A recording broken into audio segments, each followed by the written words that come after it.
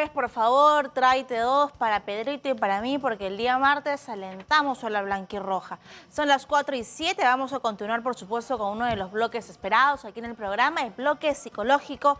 Le damos la bienvenida a una amiga de la casa, ya Katherine Marcos, psicóloga. ¿Cómo estás, Katherine? Buenas tardes, bienvenida. ¿Qué tal? ¿Cómo estás, Katiuska? Un gusto nuevamente escucharte. Y bueno, aquí nuevamente para poder apoyarlos con el tema de algunos consejos que puedan ser beneficiosos para el público. Así es. ¿Cómo manejar el estrés ante el alza del costo de vida y las deudas? Y luego, porque estamos en modo selección, te voy a también preguntar, finalizando, cómo manejar el estrés ante el partido que se nos viene con Brasil. Sé que la gente ya está comentando, sé que están preocupados, están pues tensionados, y eso nos afecta también en nuestro día a día, en nuestra salud mental, Katherine. Sí, en realidad creo que un punto importante que acabas de mencionar tiene que ver justamente con el tema de la preocupación que nos genera, ¿no? Bueno, situaciones que son temas ya laborales, que obviamente no tenemos económicamente un presupuesto adecuado, y a esto ahora se suma las alzas de precios y de presupuesto también pues para la canasta familiar. Definitivamente eso va a generar una preocupación y obviamente la preocupación a futuro, ¿no? Que es justamente esa anticipación de ideas que hace que nosotros pues constantemente estemos queriendo prevenir situaciones. Definitivamente la preocupación nos va a llevar a la anticipación y esto obviamente la ansiedad. ¿Qué produce en nosotros la ansiedad? Pues obviamente angustia, ¿no? Y obviamente nos va a llevar a estar constantemente pensando en los temas de deudas, de los gastos que podamos tener constantemente en casa, ¿no? Así es, y esto nos lleva a tener quizás mal humor, estar muy tensionados, a tener problemas con los hijos, a renegar más, a frustrarnos, porque no canalizamos, no podemos manejar nuestras emociones.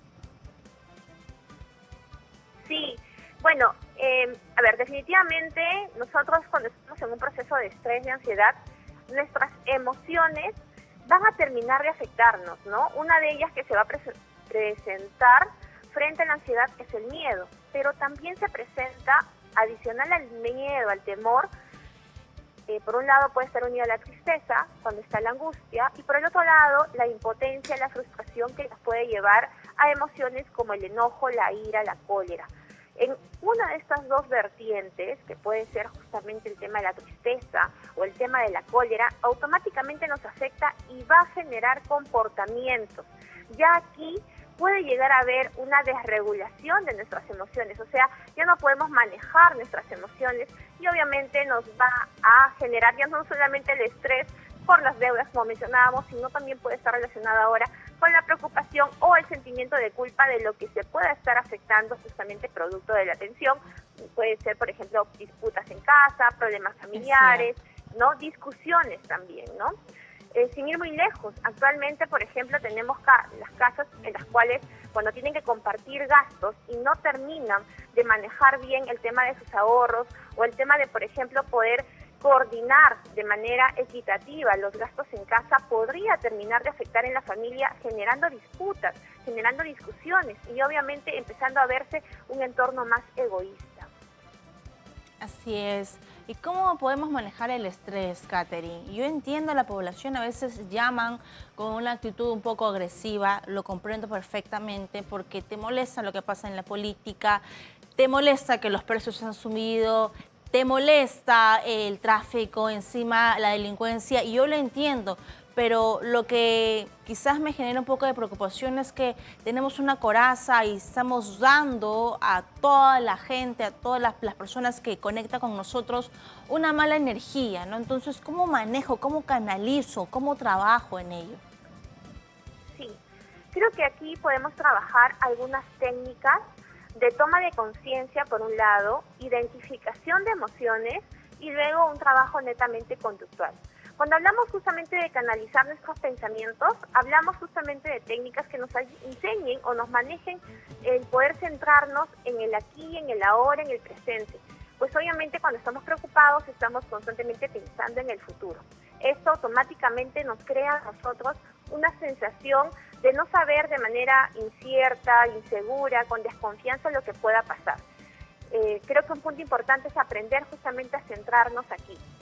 Por otro lado, también el tema de las emociones. Pues obviamente cuando yo estoy preocupado y estoy pensando en algo que todavía no está sucediendo, que está muy unido al tema de lo que pueda pasar más adelante, termina de generarme a mí esta sensación de preocupación, de ansiedad, y tengo que aprender a identificar qué es lo que está pasando en mi cuerpo. Pues obviamente mis emociones son las responsables de mis actitudes, o sea, de cómo yo pueda responder a mi entorno. Entonces, si yo estoy molesto, voy a tener una mala contestación. Tengo que aprender justamente ahí técnicas para yo también poder aprender a salir de un momento de estrés, de tensión, de enojo, y aprender a canalizarlo yo sola. Otro punto también importante aquí tiene que ver justamente con entender estas emociones. Quiere decir, me siento molesto, estoy triste, y entender esta emoción. Saber que así como podemos estar ahorita latentes en esta sensación, posteriormente puede ir pasando.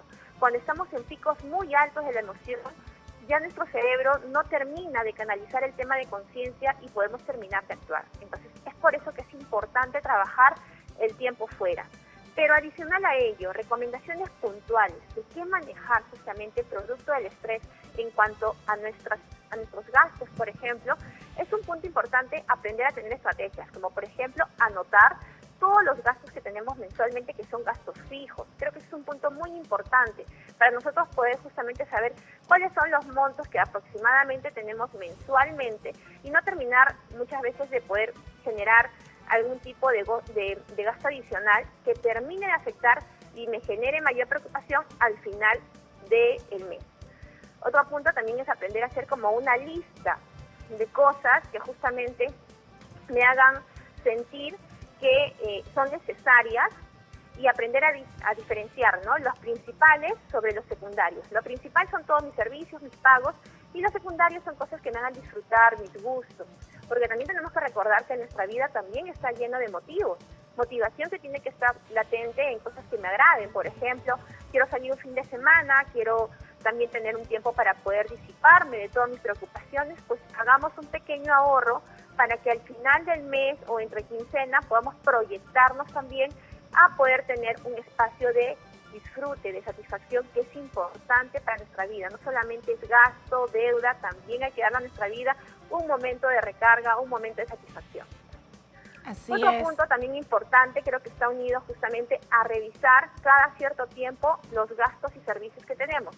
Eso nos va a ayudar también a poder manejar las cosas en casa, como les decía, poder justamente compartir los gastos en la familia. Si somos una familia numerosa, multifuncional, que podemos tener de repente diferentes familiares o grupos en los cuales vivimos con otros grupos integrados, también aprender a hacer un gasto responsable y equitativo por familia para que todos también puedan colocar y poner la mano. No solamente una sola persona terminar de hacerse responsable. Creo que estos serían puntos importantes de asumir y obviamente entender si algo me está agobiando, algo me está molestando, tengo que empezar también a entender que tengo un soporte, una red de apoyo en casa. Quiere decir que no estoy solo, puedo pedir ayuda si es necesario y no está mal. Y creo que esos son uno de los puntos que pues, definitivamente la familia o las personas terminan de creer que podemos solucionarlo todos nosotros solos, nos sobrecargamos y ahí empieza ya no solamente el estrés, podría terminar de generarnos ahora problemas de depresión.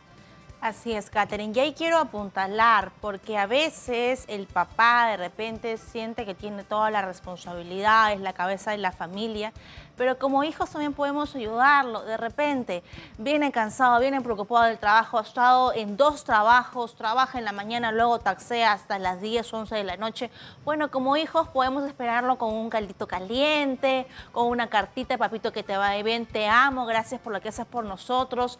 Esa red de apoyo es importante. En casa, gracias a Dios, cuando tengo días estresados, tengo pues a mamá que me espera con una sonrisa, con la cenita caliente, y esa es mi red de apoyo. Igual también los papás, las mamás, los hijos, todos tenemos que poner el hombro, y si no es económicamente, Katherine, hay muchas cosas que podemos dar, atención, cariño, palabras de aliento, que valen más incluso que el dinero. Definitivamente tienes mucha razón, Katiuska. Por eso decíamos justamente primero hacer un balance entre la familia, en el entorno, con quienes vivimos y saber que no estamos solos, ¿no? Hacer una corresponsabilidad con cada miembro. Pero también es cierto que tenemos una red de apoyo que justamente nos puede dar ese soporte emocional cuando podemos estar cabizbajos. y de todas maneras saber también que es importante, si estamos sintiendo ya mucho tiempo, quiere decir aproximadamente 2 meses, este punto de saturación donde siento desgano, donde ya no solamente está la ansiedad, sino ahora siento una desmotivación, algo me está preocupando muchísimo tiempo, entonces es necesario también acudir probablemente a un especialista, pues obviamente hay que detectar qué es lo que podría estar pasando con esta persona si ya lo tiene demasiado tiempo prolongado el tema del estrés y no encuentra salida. Así es. Y ahora cuando hablamos de la ansiedad, muchas personas, Katherine, piensan que es normal, o sea, han normalizado las emociones de desesperación, de que le suben las manos, de tener problemas de gastritis, porque ya incluso se vuelve algo físico y piensan que así es la vida y así no debemos vivir, así no merecemos vivir. Hay un problema ahí y tenemos que trabajar en ello. ¿Cómo me doy cuenta que tengo algún proceso de ansiedad o depresión? Creo que aquí hay un punto importante que aquí acabas de mencionar y tiene que ver justamente con algunos comportamientos físicos. O sea, yo siento que en mi cuerpo algo está pasando, ¿no? Sudoración, temblores, palpitaciones, me falta el aliento, que son algunos productos de la ansiedad. Pero también es cierto que nosotros esa ansiedad, cuando no la podemos manejar, se va a convertir en estrés. Ojo. Entonces, cuando pasa esto, hay que entender que hay 2 tipos de estrés que obviamente estamos produciendo. Nosotros vamos a ser los responsables de poder canalizar este estrés de manera negativa o de manera justamente positiva. Entonces ahí nosotros podemos hablar justamente del distrés o del eustrés. ¿Qué quiere decir esto? Que podemos manejar la situación en la cual el estrés positivo, ¿no?, nos pueda llevar a encontrar frente a situaciones problemáticas algunas soluciones. O sea, no solamente quedarnos con el tema de entender que esta situación va a seguir igual, que no voy a poder encontrar salida. Y obviamente ese estrés negativo me enseña a tener fatiga, a estar irritable, a sentir tristeza, a estar angustiado, a ver las cosas pesimistas, a poder, por ejemplo, empezar a canalizar problemas de enfermedades, ¿no? Donde, por ejemplo, si el estrés se canaliza en alguna parte de nuestro cuerpo, podríamos estar hablando de temas ya dermatológicos, podríamos estar hablando de temas gastroenterológicos, podríamos estar hablando de diferentes situaciones del estrés canalizado en nuestro cuerpo y ahí se convierte en una enfermedad. También por la preocupación podríamos provocar algún tipo de accidente. Estoy pensando más en el problema que en lo que estoy viviendo ahora y entonces podemos terminar también de generar justamente algunos accidentes. Otra situación también podría estar unida justamente a provocar, para ya no querer pensar en este problema, utilizar otras formas, como por ejemplo el alcohol, las drogas, ¿no?, la ludopatía, como forma de ya no querer pensar en esta situación que me preocupa o que me agobia. Y bueno, la mala comunicación. Pero cuando el estrés es positivo, o sea, cuando puedo canalizar esta preocupación que a mí me perturba en algo donde puedo encontrar mejoras, entonces voy a poder justamente encontrar situaciones en las cuales hay mayor optimismo, una actitud más positiva. Hay ya no la enfermedad, sino la resistencia a la enfermedad. Pues obviamente estoy tratando de canalizarla desde un punto mucho más entusiasta, mucho más en función a buscar situaciones que me hagan sentirme cómodo. Ahí las personas, por ejemplo, van a buscar deporte, van a buscar recreación, buscar cómo canalizar esta situación a través de otras actividades que los ayuden a poder enfocar.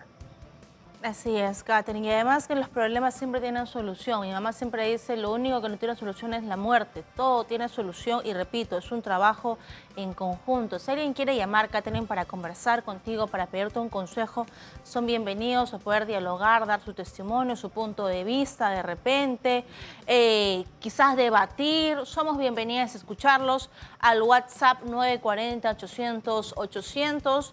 Si estás preocupada por algún familiar que tiene una reacción que no es positiva, también puedes llamar para preguntar sobre eso. Y creo que es lo más importante, ¿no?, que todos nos apoyemos. Sé que la situación es difícil. Como periodistas también somos humanos, hijos, también tenemos responsabilidades. Creo que todos, tú también como psicóloga, estás preocupada por lo que pasa y por el miedo constante. Algo que sí me siento muy tocada, Katherine, es que la verdad es que vivo con un miedo constante cuando estoy en la calle. No me siento segura y no me siento cómoda, ni me siento feliz caminando en la calle. Alguien corre rápido, yo siento que ya me va a robar y creo que todos los peruanos nos sentimos así. ¿Cómo trabajar en ello? Sí, lo que sucede ahorita es que tenemos adicional a todo este tema de las alzas de los precios, también un problema de inseguridad ciudadana. Entonces, en definitiva, estamos constantemente bombardeados por las noticias, ¿no? Que son diarias, que de alguna forma también nos muestra cómo es que nos encontramos ahorita en la sociedad. Esto va a generarnos a nosotros mucho miedo, mucha ansiedad a la hora de salir de casa.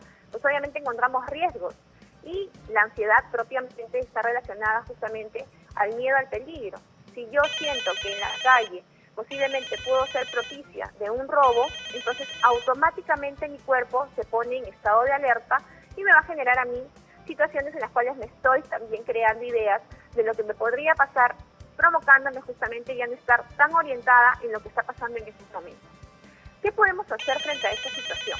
Bueno, en principio un punto importante es la prevención.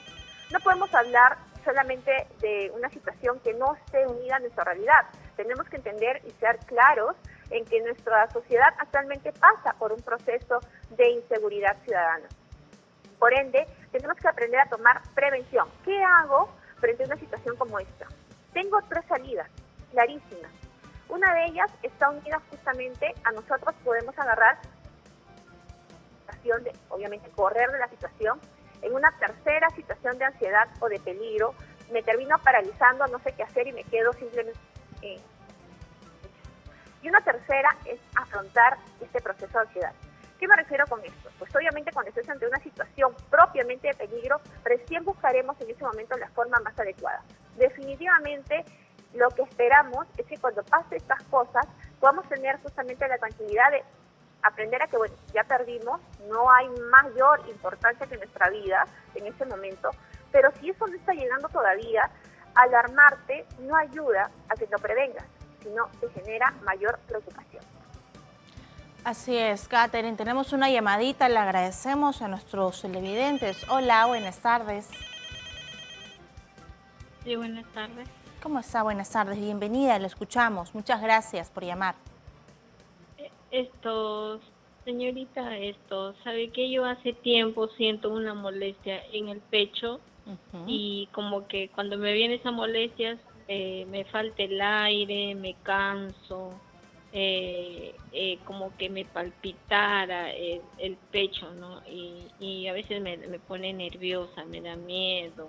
Ya me he hecho un montón de exámenes, yo al cardiólogo me he hecho todos los exámenes por cardiólogo. Y claro, soy hipertensa, pero mi presión está controlada. Pasé por medicina interna, me sacaron también examen de colesterol, 6 series. Todo está normal. Y esas molestias que yo siento hay días y en cualquier momento, y como a veces no lo puedo sentir. Y cuando me pasa la molestia, ahí siento un alivio en mi pecho, señorita, y me pone nerviosa, la verdad, que me da miedo, ¿no? Bien, gracias por la confianza y por la valentía de comentar y expresar lo que siente. Katherine, ¿cuál es tu opinión? Sí, por lo que puedo entender, estamos hablando no solamente de un proceso de ansiedad, sino también estamos hablando de un tema de crisis de ansiedad, sí, ¿no? Ya ella está pasando por un proceso de crisis. Ahora, hay que saber por qué motivo se le está activando todo este comportamiento fisiológico en el cual se siente agobiada, siente como que una presión en el pecho. Esa presión constante, si no la puedo terminar de manejar, se puede convertir en un ataque de pánico. No es para alarmarnos, es para que sepamos qué es lo que puede estar pasando en nuestro cuerpo. ¿Qué es lo primero que tenemos que saber? Es, primero, ¿desde cuándo estoy sintiendo esto? Eso es lo más importante, para saber dónde posiblemente se encuentra el problema. Normalmente nosotros nos damos cuenta cuando inicia este tipo de situaciones. Tenemos que relacionarlo a lo más cercano que pueda estar unido a ese momento de conflicto y que haya terminado de perjudicar justamente mi estado fisiológico. Pero posterior a ello, entender que justamente esa sensación que estoy teniendo es netamente producto de un estado de miedo. Pues obviamente si mi cuerpo empieza a palpitar, tengo mucha presión en el pecho, etcétera, es porque tengo temor a que algo me pase.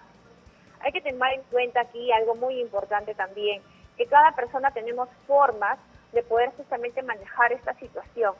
Por ejemplo, podríamos ante esta situación aprender a respirar profundo, trata de mantener la calma, busca tu estado consciente. ¿A qué me refiero con eso?